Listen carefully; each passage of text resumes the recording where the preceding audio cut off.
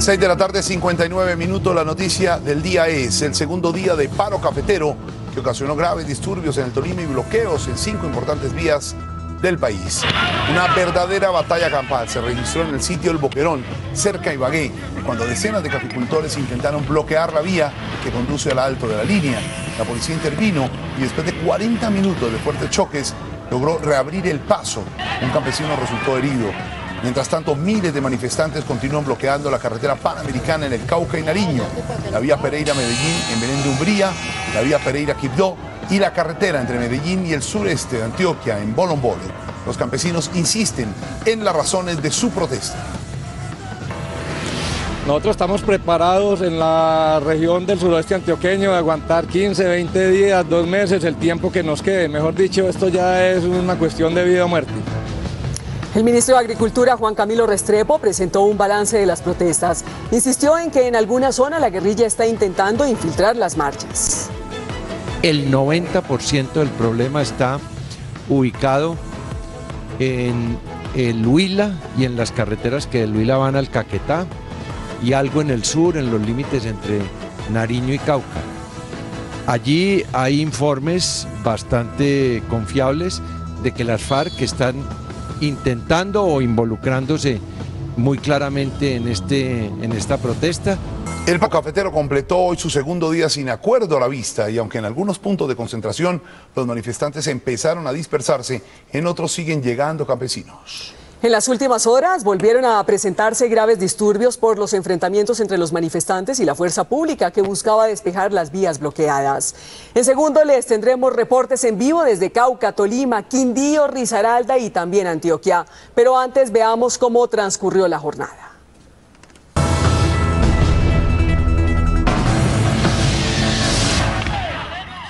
Cuando los manifestantes intentaban bloquear con troncos el sector del Boquerón de Ibagué, en la vía que conduce a Calarcá, se formó una batalla campal. Nuestra periodista Marjorie Trujillo quedó en medio de los choques. Los participantes del paro cafetero lanzaron piedras contra la policía, que respondió con gases lacrimógenos. En los disturbios, un campesino resultó herido.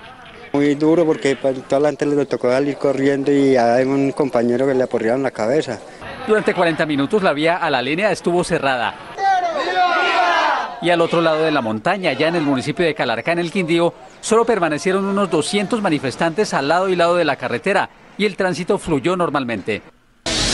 Por segundo día consecutivo, miles de cultivadores del grano bloquearon la vía Pereira-Medellín a la altura de Belén de Umbría en Risaralda. Los líderes de la protesta le agregaron este punto a sus peticiones. Queremos que el gerente de la Federación de Cafeteros renuncie porque no es un gerente que se preocupe por la comunidad. La carretera que de Pereira conduce a Quibdó también está cerrada. Unidades del Escuadrón Antidisturbios despejaron la vía Neiva-Bogotá, ocupada más de 24 horas por productores de café. Sin embargo, en Garzón, la vía que conduce al sur del Huila y a Florencia, permanece cerrada. Allí se registraron nuevos disturbios. Una ambulancia fue atacada a piedra, denunciaron las autoridades. No pudo seguir esta ambulancia y por eso pedimos y exigimos el respeto por la misión médica. 2 marchas realizaron caficultores en Bolombolo, un corregimiento de Venecia, Antioquia. Los productores dicen que prefieren estar en la protesta antes que estar en sus fincas porque siempre trabajan a pérdida.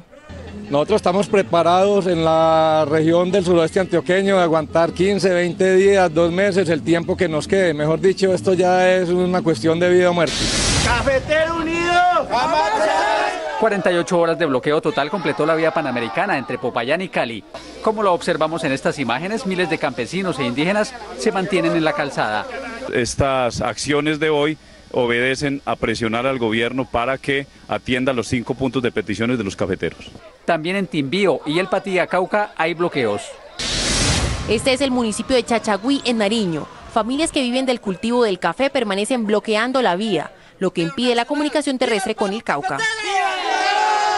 Más de 1 hora duró cerrada la vía al alto de la línea cuando los cerca de 2.000 caficultores que se encuentran en el sitio conocido como Boquerón, entre Ibagué y Cajamarca, bloquearon la carretera y se enfrentaron a la policía.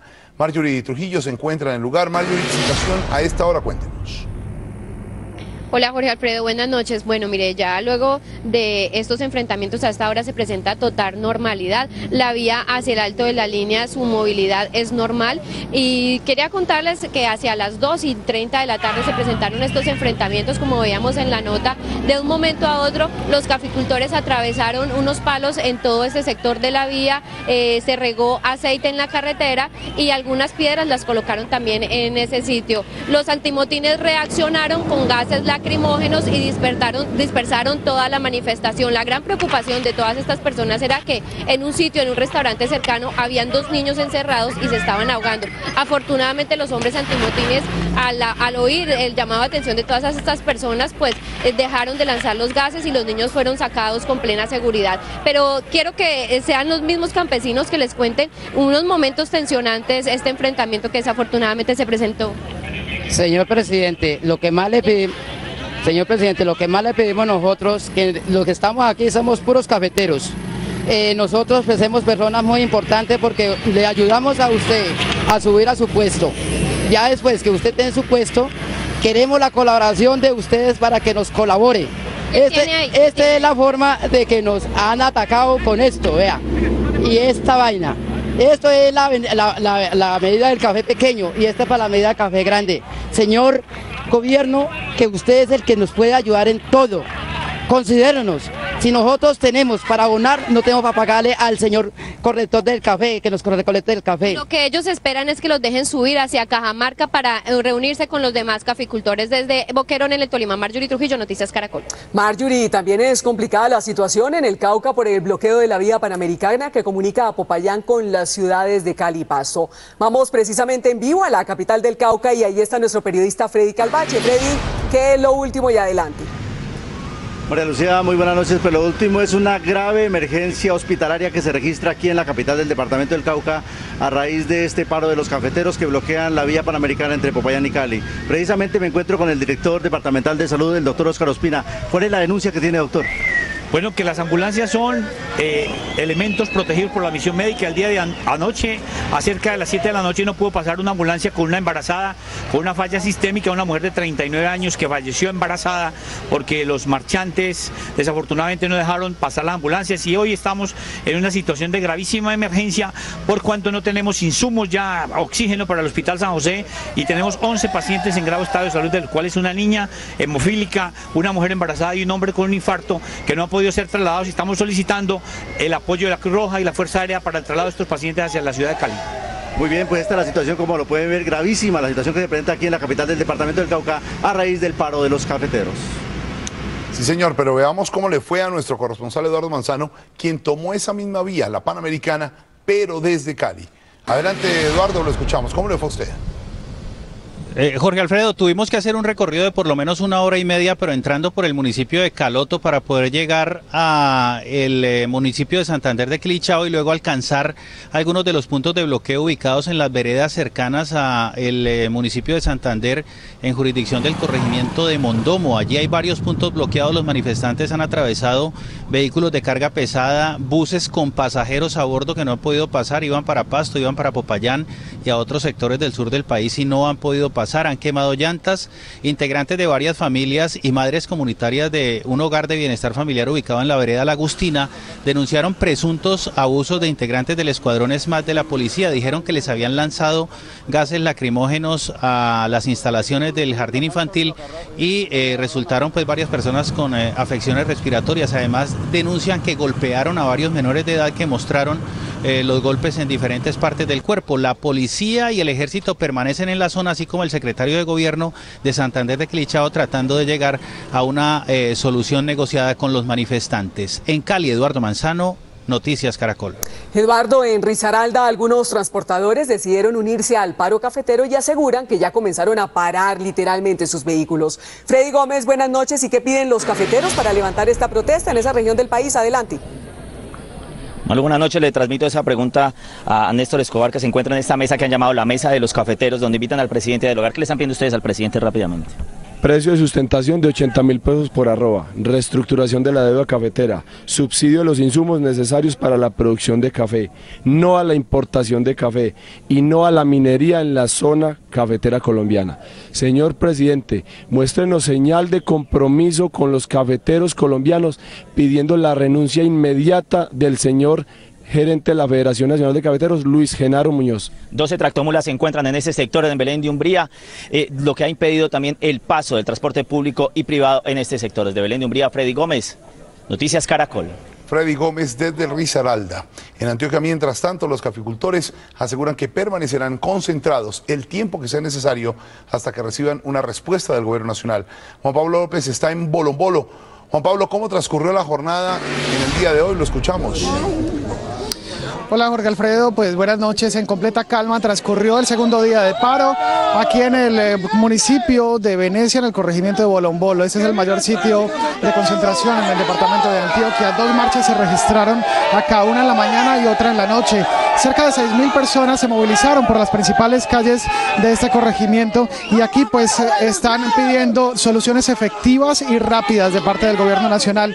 Como usted lo dice, hemos hablado con algunos dirigentes cafeteros y ellos dicen que van a permanecer acá días, semanas, inclusive meses si es necesario, hasta que encuentren una solución del gobierno nacional. Van a pasar la noche aquí en cambuches improvisados y también van a realizar un bloqueo en la vía en horas de la noche. Pues aquí vamos a continuar pendientes de lo que pasa en el corregimiento de Bolombolo, en el suroeste de Antioquia. Juan Pablo López, Noticias Caracol.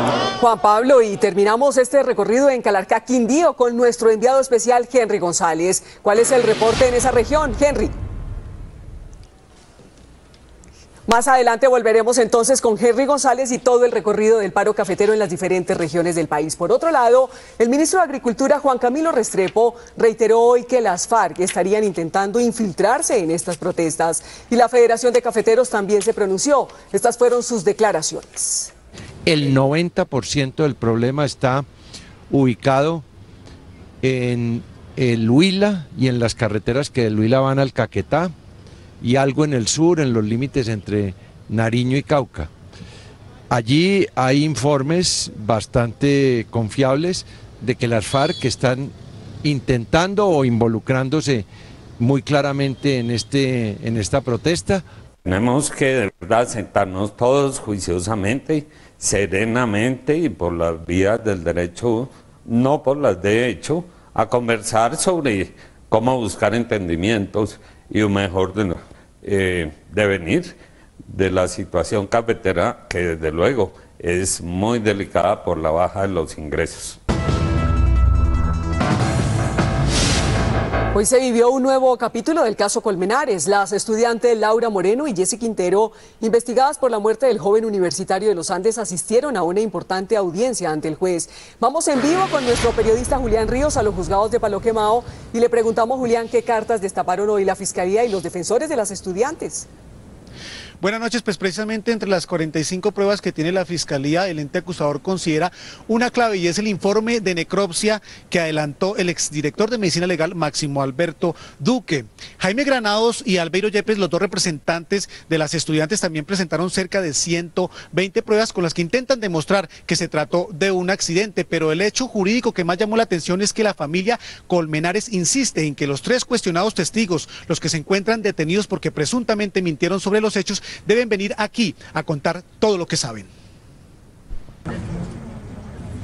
La fiscal Marta Lucía Zamora presentará en el juicio contra Laura Moreno y Jessy Quintero el testimonio de 11 universitarios, 10 bomberos, además de los estudios de peritos y forenses sobre el cadáver de Luis Andrés Colmenares para demostrar, según ella, que fue un asesinato. Se introducirán 4 radiografías del cráneo de Luis Andrés Colmenares tomadas por el perito Máximo Alberto Duque Piedrahíta.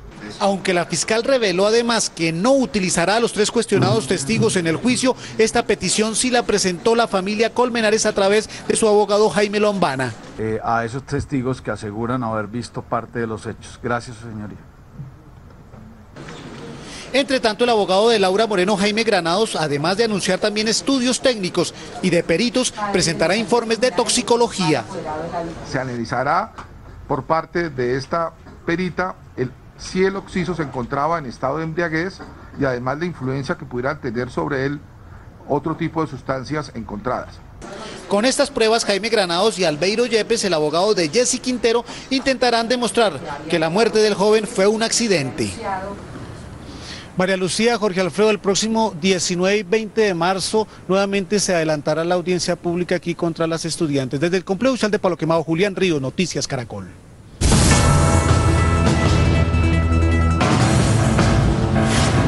Las FARC le respondieron al presidente Juan Manuel Santos, quien afirmó que si no hay avances en el diálogo, el gobierno abandona la mesa. Juan Jacobo Castellanos nos tiene los detalles desde La Habana, Cuba. Aquí en La Habana, Iván Márquez, jefe negociador de las FARC, leyó un comunicado en el que le responden al jefe de Estado colombiano sobre lo que dijo respecto a las negociaciones desde el departamento de Antioquia. El proceso de paz, el medidor para mí, para el gobierno, sobre sus avances o no, está allá en Cuba. En la medida en que avancemos, estaremos satisfechos. Si no avanzamos, nos paramos de la mesa. A propósito del pronunciamiento del mandatario, las FARC afirmaron: esperamos que al gobierno no se le ocurra patear la mesa. Llamamos al pueblo de Colombia a movilizarse en defensa del proceso de paz, a no permitir que se nos arrebate esta esperanza. Iván Márquez afirmó que hay avances en los diálogos de Cuba. Resulta sorprendente oír que si no hay avances en La Habana, el gobierno se levanta de la mesa, cuando las FARC han presentado más de 40 propuestas para dinamizar el proceso. Las delegaciones del gobierno y de la guerrilla siguen trabajando para lograr acuerdos en materia de desarrollo agrario integral. Este sexto ciclo de conversaciones se extenderá hasta el próximo viernes. Desde el Museo de la Revolución en La Habana, Cuba, Juan Jacobo Castellanos, Noticias Caracol. Un año después de que las FARC anunciaran al mundo que no volverían a cometer secuestros extorsivos, la policía y algunas organizaciones civiles advirtieron que el grupo subversivo siguió secuestrando. Otros, como la Corporación Arco Iris, dicen que el compromiso se cumplió en un 90%. El Gaula de la policía reveló que en el último año las FARC efectuaron 26 secuestros, 23 de ellos extorsivos, 5 en el Cauca, 4 en el Valle, 2 en el Huila, 3 en el Casanare, 2 en el Meta y 1 en Caquetá, Cundinamarca, Bogotá, norte de Santander, Antioquia y Chocó. Ervin Hoyos, director de las Voces del Secuestro, respalda las cifras oficiales. Las FARC nunca cumplieron ese compromiso que establecieron con la sociedad de no secuestrar. Han cometido 17 secuestros con fines extorsivos. Ha habido 3 secuestros con fines políticos. Según cifras del gobierno, el secuestro bajó en un 74%. La Corporación Arco Iris dice que en un 90% las FARC sí cumplieron su promesa de no secuestrar. Las FARC dejaron de secuestrar en buena medida. Nosotros tenemos noticia de 3 secuestros probablemente atribuibles a las FARC, 2 en La Guajira y 1 en el Meta. León Valencia y Hoyos coinciden en que hay frentes que no han abandonado el secuestro. Muchos frentes guerrilleros hacen esto, creo yo, en lo fundamental, escondidas del secretariado. No acatan, si es que hay una orden del secretariado o de los que están en Cuba, nunca acatan ese tipo de órdenes y cada frente actúa bajo su propia conveniencia. Según León Valencia, las FARC se financian hoy de la minería ilegal y la venta de combustible, mientras que Ervin Hoyos insiste en que los recursos vienen del secuestro, la extorsión y el narcotráfico. Recuerde que usted nos puede seguir en Twitter, en @NoticiasCaracol. La tasa representativa del mercado que regirá mañana será de 1.818 pesos con 54 centavos. Subió. El dólar en casas de cambio se vendió en promedio a 1.820 pesos. Se mantuvo estable. El índice Data IFX cerró al alza en 1.818 pesos con 97 centavos. Una triste historia tuvo como escenario las montañas del Tolima. Un padre y su hija, que hoy estaba de cumpleaños, murieron en un accidente aéreo. Las víctimas viajaban en un ultraliviano que cayó a tierra por causas aún desconocidas. Destruida por completo quedó esta aeronave de la empresa Aerosport, que chocó contra una montaña en la vereda Charco Rico de Ibagué. Campesinos de la zona relataron que el pequeño avión sobrevolaba muy bajo. Me encontraba en la casa cuando escuché unos rumbidos raros. Yo pensé que era un avión de esos de guerra, como a veces suben. Entonces cuando lo vimos y estaba nublado, entonces cuando lo vimos fue que se vino fue en picada aquí por este lado, aquí por el lado de la quebrada, y un estruendo y no fue más. En el accidente perdieron la vida el piloto Jorge Ramírez, de 50 años, y su hija Stephanie Lorena Ramírez, estudiante universitaria que cumplía años. La aeronave había salido del aeropuerto de Flandes y por poco choca contra una base militar, dijo el director de Atención y Prevención de Desastres del Tolima. Casi tropieza o casi se estrella con la base que tienen ellos ahí, y que en cuestión de segundos escucharon el estruendo cuando se cayó la nave y pues prácticamente chocó contra el cerro. En este comunicado, la Aeronáutica Civil informó que iniciará la investigación pertinente para establecer las causas del siniestro y lamentó lo sucedido. Los cuerpos de las víctimas ya fueron rescatados. Es triste registrar la siguiente noticia, pero lo hacemos para generar conciencia entre los padres y adultos responsables de niños y menores de edad. Esta noche una familia llora la muerte de un pequeño que al parecer se disparó accidentalmente con el revólver de su abuelo en el sur de Bogotá. El menor de 5 años se encontraba en este local junto con sus 2 abuelos. Durante un descuido de los adultos, el niño cogió el revólver, según lo relató la familia al gerente del hospital de Kennedy, Juan Oviedo. Que el abuelo tenía un revólver o cerca de la mesita de noche, debajo de la almohada, y el niño se levantó y acudió, recogió el revólver y se disparó en el cuello. De inmediato fue trasladado al hospital de Kennedy, donde finalmente murió. Comprometiendo las vías respiratorias y impidiendo que nosotros pudiéramos hacer maniobras de reanimación al paciente. La investigación de la policía permitió establecer que el revólver con que se registró el accidente es ilegal, por lo que el abuelo del pequeño, al parecer propietario del arma, deberá responder por el hecho. Tener armas de fuego en la casa es un generador de violencia. Si todos nos remitimos a las películas o a los dibujos animados que muestran el uso de este tipo de elementos, son generadores de violencia e incitan a que los niños tengan una actitud violenta. Insistió en importantes recomendaciones. Nunca dejarlas cargadas. Los niños son curiosos, para ellos todo es un juego, entonces es importante decirles que es una arma de fuego que no la deben utilizar. Según las fuerzas militares, en Colombia hay 850.000 armas de fuego legales y de acuerdo con las autoridades, ese número se multiplicaría por 3 para establecer la cifra de armas ilegales que circulan en el país. César Chaparro Pinzón, Noticias Caracol. Crece el temor y la rabia entre los habitantes de Bosa, en el sur de Bogotá, por la violación de 2 niñas que se dirigían a su colegio. La policía ya tiene el retrato hablado del presunto agresor y ofreció una recompensa a quien dé información sobre el paradero del sujeto que había abusado de las menores. Los padres de familia del colegio Alfonso Reyes Echandía se cansaron de guardar silencio. La violación de 2 estudiantes de la institución en las últimas horas provocó su airada reacción. Exigieron seguridad en sus barrios. Acá al lado de la puerta del colegio y los vigilantes no se dieron de cuenta. ¿Cómo es que dentro del colegio nadie se da de cuenta? Llevamos 6 años exigiendo un CAI en esta institución y no nos lo han dado, nunca hay un policía. El padre de una de las menores agredidas rechazó los hechos y pidió justicia. Ya van 4 casos aquí y ojalá que esto no quede impune. La policía entregó puerta a puerta volantes con el retrato hablado del presunto agresor. Es una persona de 1,75 metros de altura aproximadamente, delgado, de tez blanca, acento paisa, y tiene unas características específicas, unos piercing en sus orejas y unas dificultades en su labio superior. Las autoridades también ofrecieron una recompensa de 20 millones de pesos para quien suministre información que permita la captura del hombre. En los operativos de búsqueda trabajan 4 grupos de inteligencia y policía de vigilancia. El Ministerio de Salud acaba de hacer un llamado para que los manifestantes del paro cafetero respeten a las misiones médicas y denunció que en las últimas 36 horas se han presentado 9 obstrucciones al paso de ambulancias y personal médico en el Cauca, en Huila y también en Tolima.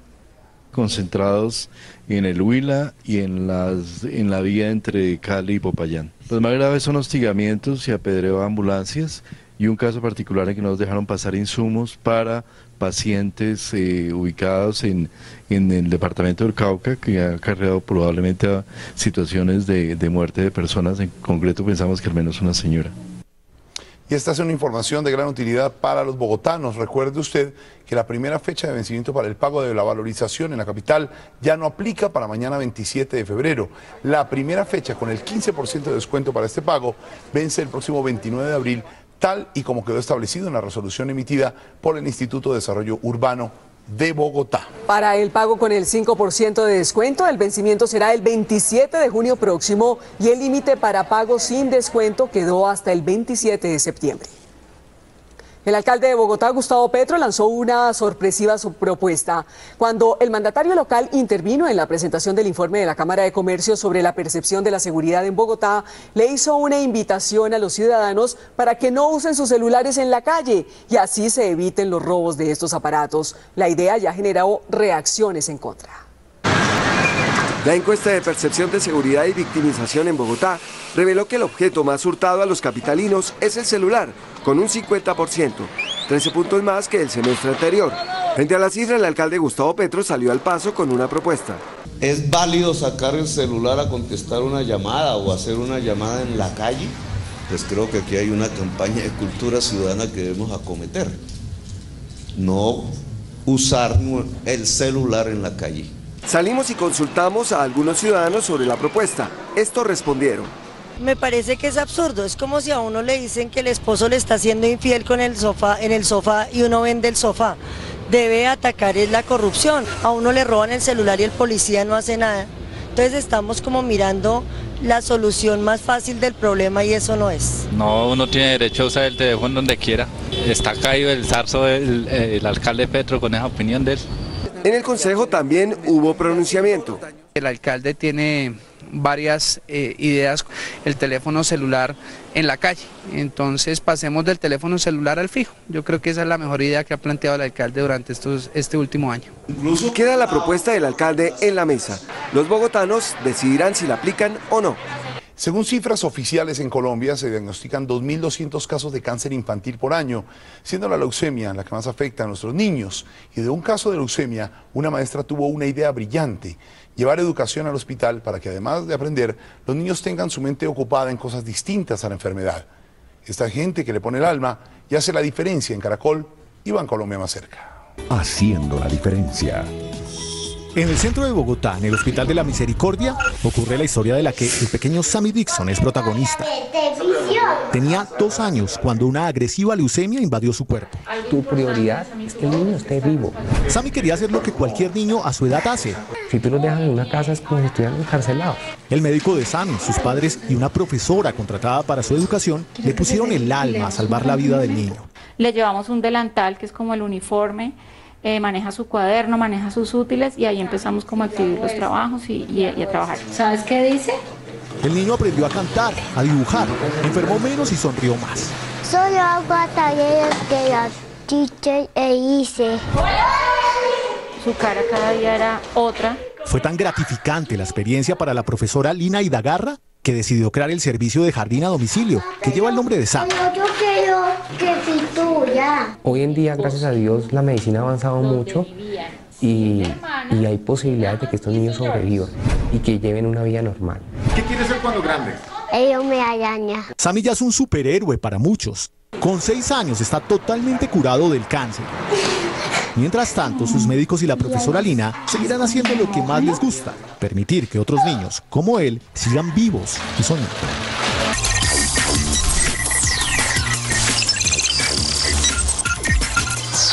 Aquí va el código. El presidente Juan Manuel Santos estuvo en la inauguración del dragado del puerto de Buenaventura y le ofrecieron una bebida típica del Pacífico conocida como el arrechón por sus supuestos poderes afrodisíacos.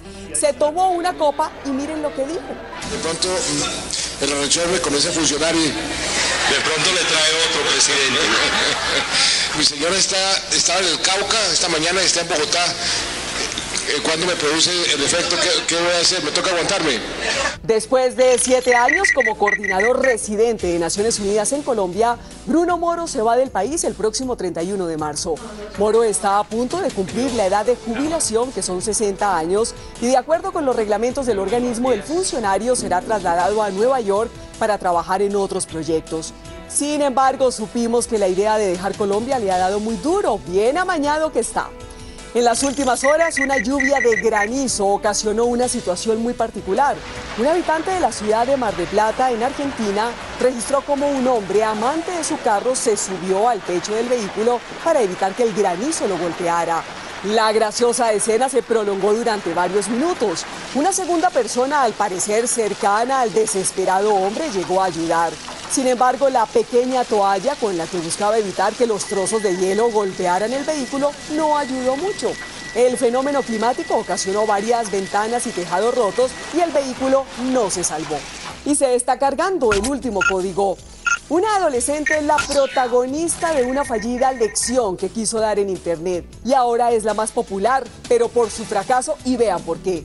Se trata de Tori Logler, quien subió un video a YouTube en el que pretendía enseñarles a los cibernautas cómo usar un rizador, pero miren cómo terminó.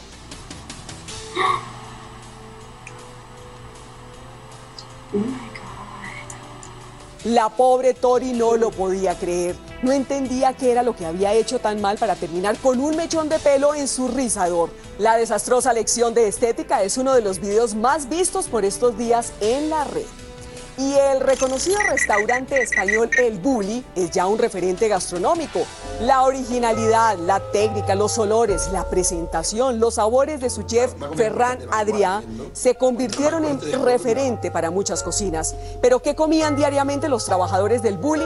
¿Alguna vez se han preguntado qué comen los grandes chefs del mundo? ¿Quiere organizar su casa como un restaurante y tener un menú diario, rápido, delicioso y fácil de hacer? Les tengo el libro, La comida de la familia de Ferran Adrià, que cuenta con 31 menús equilibrados. Y con este recomendado me despido. Hasta aquí el Código Caracol.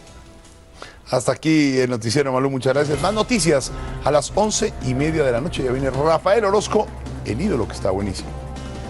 Noticias Caracol, primero noticias.